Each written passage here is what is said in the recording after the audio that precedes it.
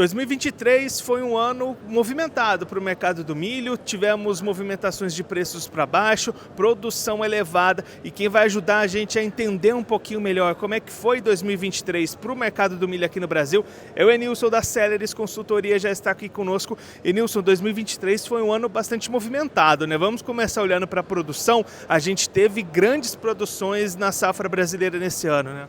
Exato. Apesar de um início mais conturbado no verão, com falta de chuva no sul, a gente veio com uma segunda safrinha com mais de 110 milhões de toneladas. E esses 110 milhões de toneladas, por um lado, ajudou muito o produtor a construir produtividade, margens, mas por outro lado veio o lado negativo, que é de cair preços, né? Principalmente esse segundo semestre de 23, a gente teve uma queda de quase 50% em algumas regiões no preço do milho. Por um lado, isso é ruim para a formação de preços ou de margens ao produtor rural, mas, por outro lado, a resposta que isso dá no movimento dinâmico de oferta e demanda é que o lado do consumidor também consome cada vez mais esse milho. Então, as usinas de etanol de milho, os exportadores, o Brasil se tornou o principal fornecedor de milho global, inclusive ultrapassando os Estados Unidos agora em 2023. Então, do ponto de vista de competitividade, mostra quão relevante é, quão bom nós somos em produtividade, em custos, perante o comércio internacional. E aí, olhando alguns desses pontos que você destacou, Enilson, exportações primeiro. A gente teve 2023 muito forte, você destacou passando os Estados Unidos como o principal exportador. Tivemos a China chegando de vez para comprar esse milho do Brasil, um ano bastante exportador para o Brasil, né? Exato, e acho que o grande ponto da exportação de milho é que ele não é algo conjuntural. Cara, você pode ter um movimento um pouco mais acentuado por um certo excesso de oferta, um problema nos Estados Unidos, mas hoje dentro da Celeris a visão que a gente tem em relação ao milho é que a exportação é algo estrutural, veio para chegar. Então 50 e poucos milhões de toneladas, que não era nem um consumo interno há 10 anos atrás, cara, a gente já passou a faixa de 50 milhões de toneladas. Hoje a nossa visão para o longo prazo é cada vez mais a exportação tomando conta, principalmente desse milho que é produzido no inverno, é o mais competitivo, e a partir daí o produtor conseguindo gerar margem para ele investir em mais área, investir em mais produtividade. E a exportação tem um elemento muito importante para o produtor, que é a questão do planejamento. Como as trades compram com uma certa antecedência, o produtor consegue fazer travamento, consegue ter algumas estratégias que mitigam o risco e que facilitam o processo dele de plantio, de compra de insumos, uma série de fatores que facilita todo esse processo de decisão do produtor rural. E aí no mercado interno a gente também teve um fortalecimento dessa demanda, especialmente olhando para o etanol de milho crescendo cada vez mais, né? Exato, o etanol de milho que começou principalmente ali em 2017 com uma indústria que a gente chama de FU, né, somente de milho, agora em 2023 já consome quase 15 milhões de toneladas de milho, né? Isso é quase 15% da nossa produção interna. Então, cada vez mais essas indústrias, principalmente no Mato Grosso, Goiás, Mato Grosso do Sul mais recentemente, tomam forma e dá toda essa liquidez necessária. Se a gente volta, como eu falei, há 10, 15 anos atrás, para os relatos, para o dia a dia do produtor de milho, era um produto que tinha dificuldade de liquidez, o produtor contava muito com a ajuda governamental para vender esse milho. Toda essa questão de mercado internacional e também a fortaleza dos mercados internos, em especial a usina de milho, coloca e dá liquidez para o produtor. Hoje o produtor sabe para quem que ele vai vender, por quanto, então todo esse elemento de mercado acaba ficando mais distante, isso mitiga risco e facilita esse processo de produção. Então, Anderson, por mais que a gente teve uma pressão forte nesses preços em 2023 pela oferta em abundância, a demanda aquecida ajudou a segurar um pouquinho essas quedas. Exato, exato. Se a gente pega historicamente, o nosso OID de oferta e demanda de milho é algo em torno de 10 a 15% de estoques que ficam de um ano para o outro.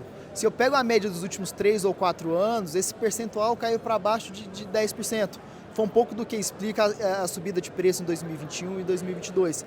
Então, de forma estrutural, se lá atrás a gente precisava de um governo, de um programa governamental para enxugar esse milho do mercado, hoje o grande regulador de milho do mercado, quem ajuda o produtor a dar liquidez, é o mercado externo e o mercado interno de milho. Então, todos esses elementos acho que são muito importantes para mitigar todos esses riscos de mercado e sustentar margens produtivas para o produtor, mesmo no ano que começa já com algumas incertezas. A gente vê um 2024 desafiador do ponto de vista de preço, de margens, mas ainda assim, Hoje um produtor em qualquer região do Brasil, se ele tem um interesse, se ele vê margem na produção de milho inverno, ele vai conseguir ter quase que com certeza um comprador ávido e que vai dar liquidez para essa produção no ano que vem.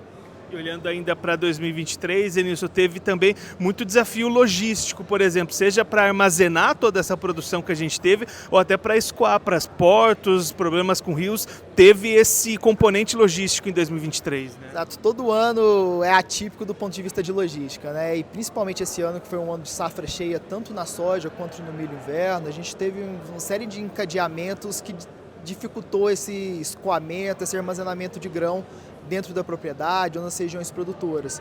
Então esse elemento de preparação, acho que o produtor que olha para o longo prazo, ele tem que planejar muito bem esses processos logísticos. Não adianta ele chegar no processo de recebimento de semente, não ter logística, recebimento de fertilizante, não ter logística. E da mesma forma, quando ele colhe, ele não ficar na mão de prestadores de serviço ou de compradores que em algum momento pode até aproveitar algum elemento de preço e tudo mais para diminuir esse preço e segurar a rentabilidade. Então, se planejar do ponto de vista logístico também é chave para a continuidade de longo prazo do sucesso da fazenda, tanto produtora de soja quanto milho inverno. Para a gente encerrar, Enilson, agora olhando um pouquinho para frente para o ano que vem, o que a gente pode esperar de 2024 para o mercado do milho? A gente deve ter preços melhores para o produtor brasileiro? Olha, eu diria que o 2023 foi um ano de arrumação da conjuntura agrícola, tanto de preço quanto de margens. Para milho especificamente, 2024 é um ano de menor produção.